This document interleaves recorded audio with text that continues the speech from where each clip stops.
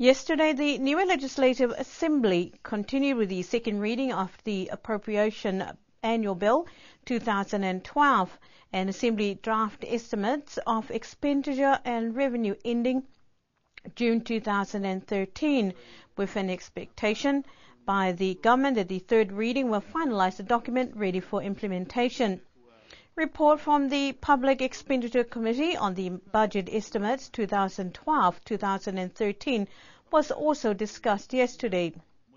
Though much of the questions posed from the opposition to review some of the items on the budget, the discussions is likely to conclude with endorsement from the House. Unfortunately, the Niue Legislative Assembly did not complete the discussions, but it is confirmed to continue tomorrow. We'll bring you more on this story on Thursday. One young man is lucky to be alive after a car he was the occupant of crashed into another car in Alofi on Saturday night. Police said it is likely the cause of the accident is a result of speeding, but they will confirm the outcome of the investigation at the end of the week. However, they said one young man was admitted into hospital after receiving injuries during the accident, in which 4 useful occupants of the 2 vehicles involved. An internet service provider, Rocket System, is expected to receive $10,000 grant to help keep the Niue language alive. Rocket Services is building a website where young and old can work together to create a draft dictionary of IT terminology in Wangahau Niue. Rocket Director Emanifko Simanavalui says the young are internet savvy, the older people understand the language and culture, and it's important to create a concept that both can embrace. But it is also important to work with Wangahau Niue contributors to ensure the success of the project. In terms of the Language Commission, as far as I know, there is no approved Language Commission as such at the moment. So I've been working with our curriculum coordinator, and on behalf of her and the team, I'd like to thank them and also Tawa Niue for the support in getting this project from paper into reality. It's a lot of work to go, but we will be including our gatekeepers of the language and getting finalized terms from them to be approved, and hopefully our government as well can also endorse this project and give the go-ahead in terms of the words that will be translated into Niue. This doesn't have to be done that way. I could have gone and done it just over the internet and get everyone to vote as a voting system based on current practices, best practices, but I'd like to be inclusive of our people here in Niue and also the people overseas.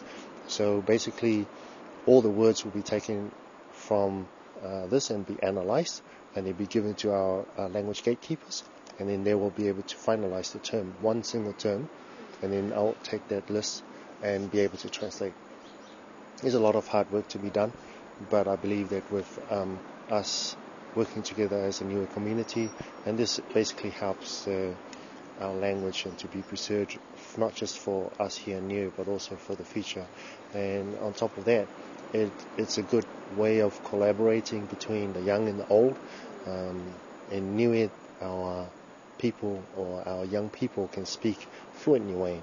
In overseas, some of our young people cannot speak fluent Niue, so this gives them an opportunity to work collaboratively with their uncles, their aunties, their grandparents, their great-grands, bringing out the Niuean translations, and then the young people will be able to put it online on behalf of their own work with their own folks. Emani said the initiative is important to ensure all Niueans understand the concept of and usage of terms and adapt to technological changes, and he has been working with different contributors of the Niue language. I think it's quite a big task, but based on the theory of coming together as a community, not just here on Niue, but also to be inclusive of our people overseas, and to use the internet as a tool that encapsulates everyone So we're offering this website so that people can go on. We'll be listing all of the, or most of the IT terms, and people will be able to offer their own translations, whether it be new words or old words from the old folks, and we will use these terms to help translate all of the softwares, the browsers, anything that is of IT related. But right now we don't have any IT terms in Niuean. It's all made up. As you know, some of the English words that we had to try to translate, it will include a phrase or a sentence. We would rather have these in just a single word, so that it makes it so much easier. Then we'll be able to translate a lot of the things that are out there.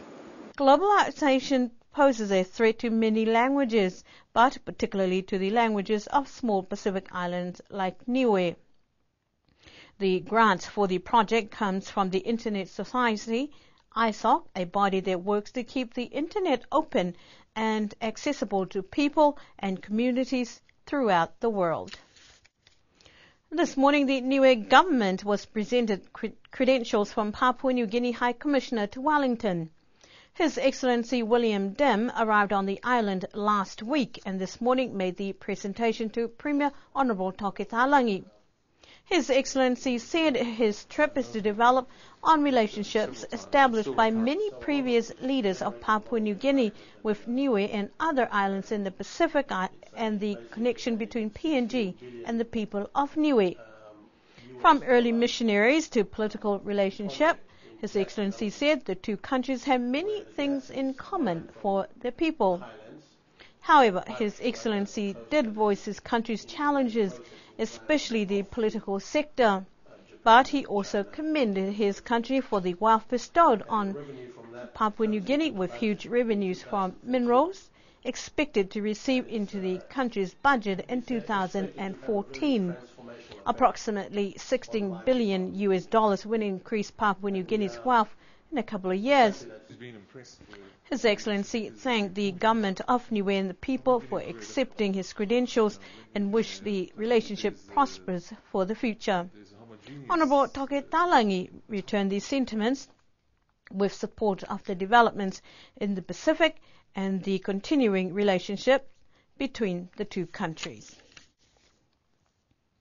New requirements on the export of mats and tapa cloth into New Zealand has been advised by the New Zealand Ministry of Primary Industries for accompanied paperwork in order for acceptance into the country. The revised requirements is based on the outcomes of the consultations undertaken in 2011 with Pacific countries and now formalizes the pre-export measures to be undertaken in the country of export to ensure these products are free of regulated pests prior to arrival in New Zealand. Niuean travellers and visitors who intend to export mats and tapa cloths into New Zealand must now acquire certification from the Quarantine Department in Niue before they can take their goods into New Zealand. For both exports, requirements are both to acquire certification. If the consignment does not accompany certification from Niue, the goods will either be inspected, apply necessary steps for acceptance with a cost to the exporter, or the goods will either be returned to the country of origin with costs to the exporter. Otherwise, the ministry has the authority to destroy the consignment. All exporters are encouraged to contact the Quarantine Department of Agriculture if unsure of requirements. That's our news bulletin for tonight. Good evening.